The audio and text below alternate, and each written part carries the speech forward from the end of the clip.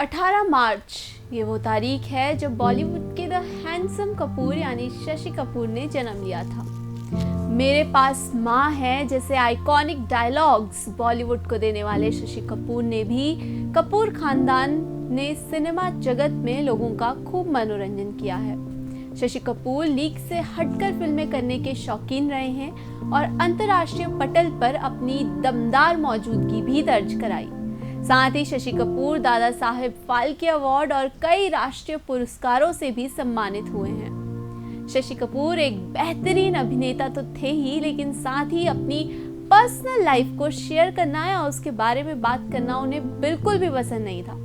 तो आज उनके जन्मदिन पर आपको बताएंगे शशि कपूर की जिंदगी से जुड़े अनजाने पहलू। आज मेरे पास बिल्डिंगें हैं, प्रॉपर्टी है, बैंक बैलेंस है, बंगला है, गाड़ी है। क्या है तुम्हारे पास? मेरे पास माँ है। शशि कपूर का जन्म 18 मार्च 1938 को कोलकाता में पृथ्वीराज कपूर के घर में हुआ।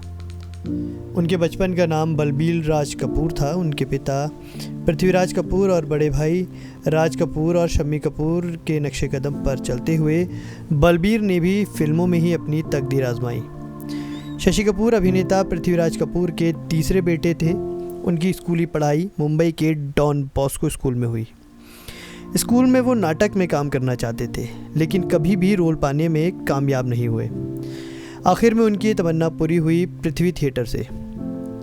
वो पृथ्वी थिएटर में 50 रुपये महीने पर काम किया करते थे। शुरुआत में उन्होंने अधिकतर धार्मिक फिल्मों में बाल कलाकार की भूमिका निभाई और यहीं से उनके सशक्त अभिनय जीवन की नींव पड़ी। धार्मिक फिल्मों के अलावा उनके बड़े भाई राज कपूर ने उन्हें आग और आवारा जैसी फिल्मों में भूमिकाएं दी। फिल्म आवारा में उन्होंने राज कपूर के बचपन का रोल किया था। शशि कपूर ने न केवल बॉलीवुड में पहचान बनाई, बल्कि वो हॉलीवुड में भी जगह बनाने में कामयाब रहे।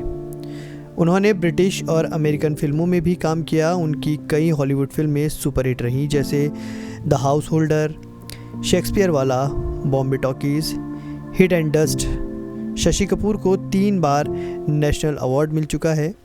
साल 1979 में उनकी फिल्म जुनून को बेस्ट फीचर फिल्म का अवार्ड मिला। 1986 में फिल्म न्यू हेल्दी टाइम के लिए उन्हें बेस्ट एक्टर का नेशनल अवार्ड मिला। यही नहीं, 1994 में उन्हें फिल्म मुहाफिज के लिए स्पेशल जूरी अवार्ड दिया गया और साल 2014 में उन्हें दादा साहेब फाल्के अवार्ड से भी सम्मानित किया गया। साल 1965 में शशि कपूर की फिल्म जब जब फूल खिले रिलीज़ हुई, जो सुपरहिट साबित हुई, जिसके बाद यश चोपड़ा ने उन्हें भारत की पहली मल्टी स्टारर फिल्म वक्त के लिए कास्ट किया। वर्ष 1972 की फिल्म सिद्धार्थ के साथ उन्होंने अंतर्राष्ट्रीय सिनेमा के मंच पर अपनी मौजूदगी दिखाई। 80 के दशक में शशि कपूर सबसे व्यस्त अभिनेताओं में से एक थे।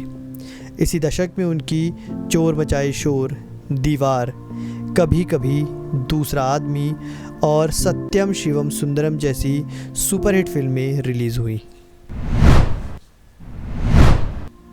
जब शशि कपूर अपनी स्टेज पर काम करने की तमन्ना को पूरा कर रहे थे, तब उन्होंने सपने में भी यह नहीं सोचा था कि एक दिन उन्हें अपनी जीवन संगनी थिएटर से ही मिलेगी। 50 के दशक के मध्य में अपने पिता की सलाह पर वो गॉडफ्रे कैडल के थिएटर ग्रुप शेक्सपियरियाना के शामिल हो गए और उनके साथ दुनिया भर की यात्राएं की।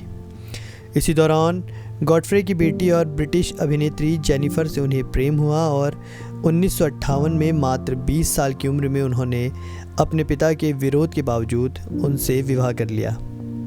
कई साक्षात्कारों में उन्होंने बताया कि किस तरह शादी के बाद सबसे पहले जब वो अपने पिता के आशीर्वाद लेने पहुंचे तो उन्होंने उन्हें देखते ही उनकी तरफ से पीठ कर ली, लेकिन फिर भी खुद को आशीर्वाद देने से रोक नहीं पाए और बिना नज़रें मिलाए ही नवदंपति को आशीर्वाद दिया। शादी के बाद शशि कपूर और जेनिफर के 3 बच्चे कुणाल, करण और संजना हुए। जिंदगी खुशी खुशी चल रही थी, लेकिन एक दिन उनकी पत्नी जेनिफर को कैंसर होने की खबर ने शशि कपूर को हिला कर रख दिया। कैंसर की बीमारी के चलते साल 1984 में जेनिफर की मौत हो गई। शशि कपूर अपनी पत्नी को अपनी इंस्पिरेशन मानते थे। पत्नी की मौत के बाद शशि कपूर एकदम अकेले हो गए और उन्होंने फिल्मी जगत से दूरी बना ली।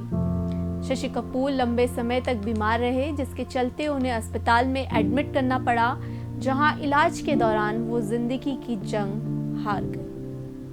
शशि कपूर ने 79 साल की उम्र में अंतिम सांस ली। वो न केवल एक बेहतरीन एक्टर थे बल्कि एक बेहतरीन इंसान भी थे।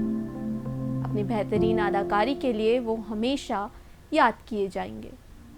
अभी के लिए इस स्पेशल कार्यक्रम में इतना ही। आप बने रहिए JJN न्यूज़ के साथ। नमस्कार।